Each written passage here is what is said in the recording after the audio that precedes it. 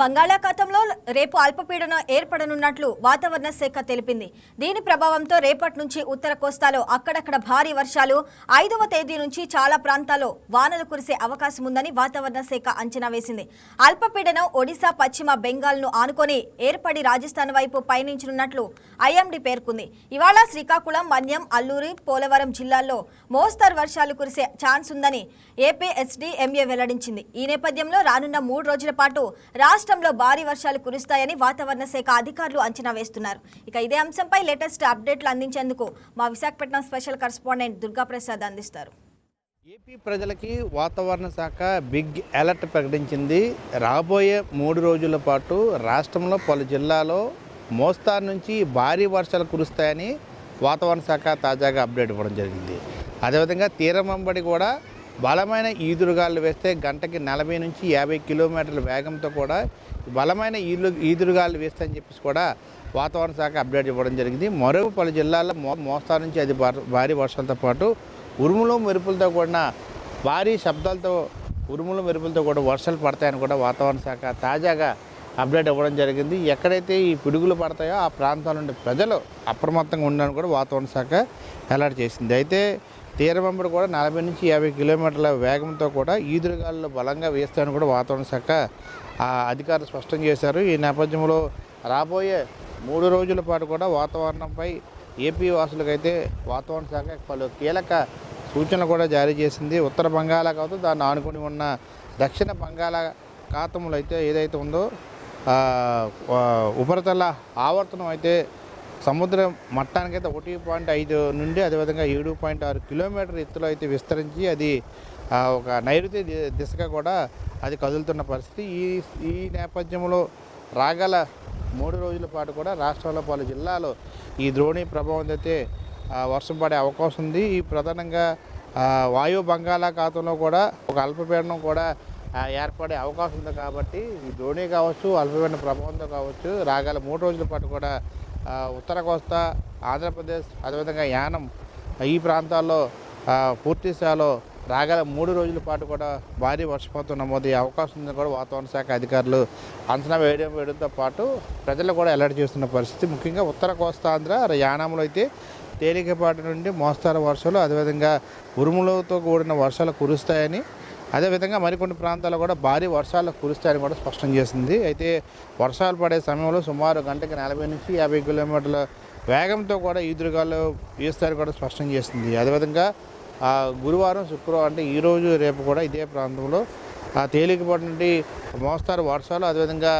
ఉరుములు మెరుపులతో కూడిన భారీ వర్షాలు నమోదయ్యే అవకాశం ఉన్నట్టు కూడా వాతావరణ శాఖ అధికారులు అయితే తెలియజేసిన పరిస్థితి. అయితే 1-2 చోట్ల కూడా భారీ వర్షాలు నమోదయ్యే అవకాశం స్పష్టంగా కనిపిస్తూ ఉంది. ఎక్కడైతే ఈ బలమైన ఈదురుగాలు వేస్తే అక్కడ బలంగా, ఎక్కడైతే వర్షపాతం భారీగా నమోదవుతుందో అక్కడ కూడా బలమైన ఈదురుగాలు కూడా వేస్తాయని కూడా వాతావరణ శాఖ అధికారులు తెలియజేస్తారు. అయితే ఈరోజు మనం విశాఖలో మనం చూసినట్లయితే ఉత్తరాంధ్ర ప్రథమంగా విశాఖలో చూసినట్లయితే ఉదయం నుంచి కూడా ఆకాశం అంతా కూడా మేఘామృతమైన పరిస్థితి. అటు సముద్రంలో కూడా అలల తాకిడి ఏ విధంగా ఉంది, ఉవ్వెత్తుని ఏ విధంగా ఎగసిపడుతున్నాయో మనం ఎక్స్క్లూజివ్గా విజువల్స్తో చూస్తున్న పరిస్థితి. పూర్తి స్థాయిలో కారుమబ్బు ఏ విధంగా అయితే చీకటిగా వాతావరణం ఏ విధంగా ఉంటుందో తెల్లవారుజామున ఆ విధంగా పూర్తి స్థాయిలో అయితే ఆకాశం అంతా కూడా మేఘామృతమైన పరిస్థితి. అయితే ఏదైతే ద్రోణి ప్రభావంతో దక్షిణ కోస్తా అవ్వచ్చు, ఉత్తర కోస్తా అవ్వచ్చు, ఈ 2 జోన్లలో కూడా వర్షపాతం నమోదయ్యే అవకాశం ఉంది. కాబట్టి ఏదైతే వర్షపాతం నమోదయ్యే ప్రాంతాల్లో బలమైన ఈదురుగాలు ఎక్కడైతే ఇస్తాయో అక్కడ ప్రజలు కూడా అప్రమత్తంగా ఉండాల్సిన అవసరం ఎంతైంది. అయితే మరికొన్ని చోట్ల కూడా పిడుగులు పడే అవకాశం ఉంది. కాబట్టి పిడుగులు పడే ప్రాంతాల్లో ప్రజలు ఏ జిల్లాలో పిడుగులు పడితే కూడా ఇప్పటికే అలర్ట్ చేయడం జరిగింది. ప్రథమంగా ఆ ప్రాంతాల్లో పిడుగులు పడే ప్రాంతాల్లో కూడా రైతులు, బహిరంగ ప్రదేశాలు ఉండే ప్రజలు కూడా అప్రమత్తంగా ఉండాలని కూడా సూచించిన పరిస్థితి. అయితే ఉత్తర కోస్తాలో భారీ వర్షపాతం నమోదయ్యే అవకాశం ఉంది. మరోవైపు ఉత్తరాంధ్ర అల్లూరి, అనకాపల్లి, విశాఖపట్నం పరిసర ప్రాంతాల్లో అయితే మోస్తారు నుంచి భారీ వర్షపాతం నమోదయ్యే అవకాశం స్పష్టంగా కనిపిస్తూ ఉంది. మరోవైపు ఉభయ గోదావరి జిల్లాలో అంటే పశ్చిమ గోదావరి, ఈస్ట్ గోదావరితో పాటు కృష్ణా, ఎన్టీఆర్, అదేవిధంగా గుంటూరు, ప్రకాశం ఈ ప్రాంతాల్లో కూడా భారీగా వర్షపాతం నమోదయ్యే అవకాశం స్పష్టంగా కనిపిస్తూ ఉంది.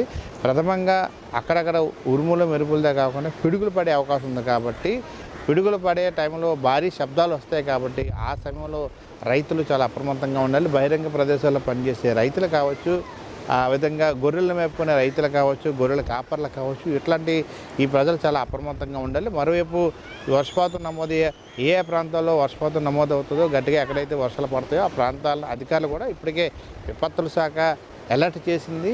మరోవైపు విశాఖలో కూడా వర్షపాతం నమోదయ్యే అవకాశం ఉంది కాబట్టి పూర్తిగా ఆకాశంతో మేఘావృతమైంది. నిన్న కూడా వర్షం పడింది విశాఖలో. ఈ నేపథ్యంలో వాతావరణం చాలా చల్లటి వాతావరణం నెలకొంది.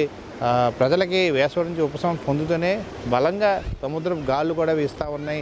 ఉదయం నుంచి కూడా ఇదే పరిస్థితి నెలకొంది విశాఖలో. ఈ నేపథ్యంలో ఎక్కడ కూడా లోతట్టు ప్రాంతాల్లో నీరు నిల్వ ఉండిపోకుండా జీవీఎంసీ పారిశుద్ధ కార్మికులు అయితే తీవ్ర శ్రమిస్తూ ఉన్నారు.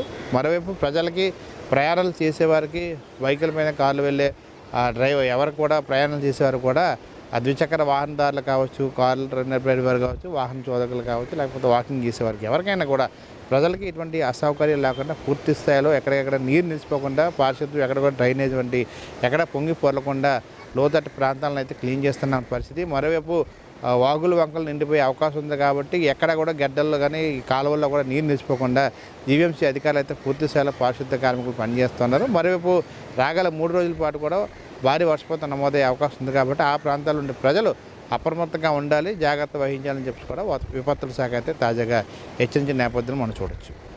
Video Kishore, YK news Visakha.